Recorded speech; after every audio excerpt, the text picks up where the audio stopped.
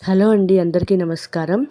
Law of attraction అంటే ఏంటో మీకు తెలుసండి? లా ఆఫ్ అట్రాక్షన్ అంటే గురుత్వాకర్షణ శక్తి. బ్రహ్మాండంలోని మనం ఏదడిగినా సరే తప్పకుండా జరుగుతుందండి. అంతా మన మైండ్ ఇంకా మన బాడీ మీద డిపెండ్ అయ్యి ఉంటుంది.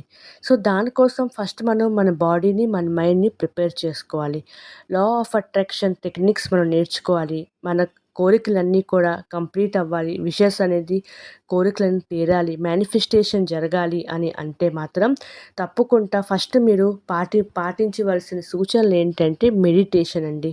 ఫస్ట్ అనేది మనం మెడిటేషన్ చెయ్యాలి. మెడిటేషన్ చేస్తే తప్పకుండా మన బాడీ, మన సోల్, మన మైండ్ అనేది యాక్టివేట్ అయ్యి అలైన్ అవుతదనమాట. అలైన్ అయినప్పుడు ఆటోమేటిక్‌గా మన మేనిఫెస్టేషన్ అనేది కంప్లీట్ అవుతుంది. సో, నేను లా ఆఫ్ అట్రాక్షన్ అంటే ఏంటి? మేనిఫెస్టేషన్ అంటే ఏంటి? తప్పకుండా చెప్తానండి. కానీ ఫస్ట్ మీరు యోగా అంటే మెడిటేషన్ ప్రాక్టీస్ చేయండి. ఓకేనా? థ్యాంక్ యూ అండి.